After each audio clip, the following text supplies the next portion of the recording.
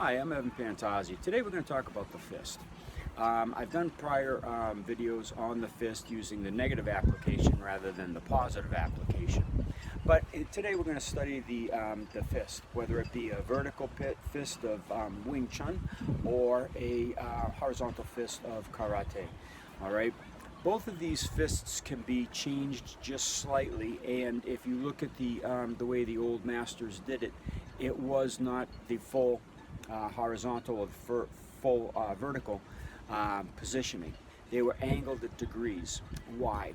Okay, let's first take a look at the Ishin-Ryu or the Wing Chun punch. Now in Wing Chun, if you look at the old films, you'll see that it's canted just at a slight angle. It's not completely 90 degrees perpendicular or vertical. It's at a slight degree. The reason is you're attacking off the side of your body, you're attacking forward. If you attack forward with a vertical fist, you're going to impact this set of knuckles. You're going to damage yourself on the opponent's face, their cheekbone structure, their chin, their eyebrow. Wherever you hit, you're going to damage yourself.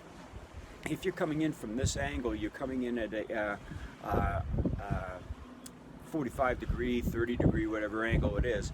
And if your hand is canted the same direction, you're going to fit underneath the supraorbital nerve. You'll fit under the cheekbone, under the eyebrow, far better, okay? And you'll be protected because you're using the edge of the knuckle rather than this edge of the second knuckle, okay? You'll have much more power because it's backed up by the wrist. You'll have much more penetration because of your knuckles, your knuckle conditioning on the Bukchun or the Makawara. And there's so many benefits to that angle, plus it's natural, okay? If you're holding your hand at a 45 degree angle with your arm coming across your body, okay, that is unnatural. You're tightening muscles you shouldn't be tightening. When you turn it, you release those muscles so it has much more speed, much more dynamic force, okay? By controlling the fist into a certain position, that's sportizing it, okay? That makes it less potent on a human anatomy. Let's take the karate punch as another example. You have it at a horizontal or a parallel with the floor. Now, if you're striking with that, if you're striking high to the chin, yes, you can get it with your first two knuckles, okay? But hitting into the face, very ineffective because for the most part, we're going to be coming up at a slight angle. Again, these knuckles are going to be damaged, possibly the wrist. Once these knuckles get compressed far enough, then the wrist gives in because the Golgi tendons are activated, so it loosens all the muscles, all right? So you can actually damage yourself. You want to be working with the fist at a 45 degree angle. All right, let's go to the body for a second. We all know that the rib cage comes down at a 45 degree angle. You have this side of the ribs, you have this side of the ribs.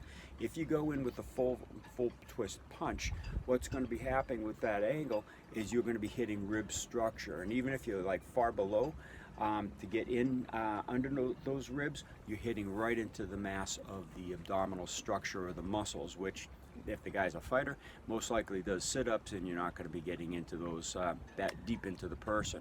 Yes, it can hurt. Yes, you can spasm the diaphragm a little, okay, but let's spasm the diaphragm a lot so it stops the person from being able to breathe.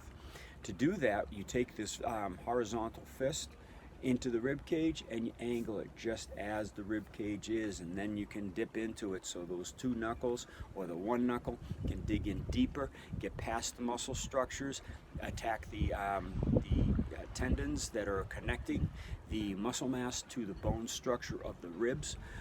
You'll spasm the diaphragm because you'll have deeper penetration. You won't be out on the bones. You won't be stuck on the ribs. You'll get right into the muscle tissue to stretch out the muscle, activating the muscle spindle cell.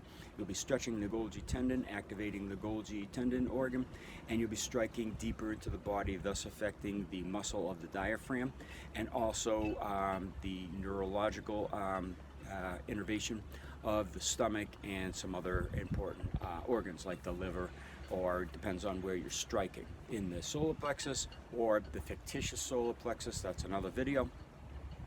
In that general area, you're going to be spasming liver, you'll be spasming diaphragm, you'll be spasming the muscle spindle cells, you'll be spasming the Golgi tendon organs, all because you turned your fist the way they tell you not to in sport karate. So again, knowing your tools, knowing your targets will give you a far greater advantage, far more efficiency, far more effect over an individual. And basically, isn't that what we want out of the martial arts? Something to give us advantage in a disadvantaged situation. Hope you enjoyed the film. More to come.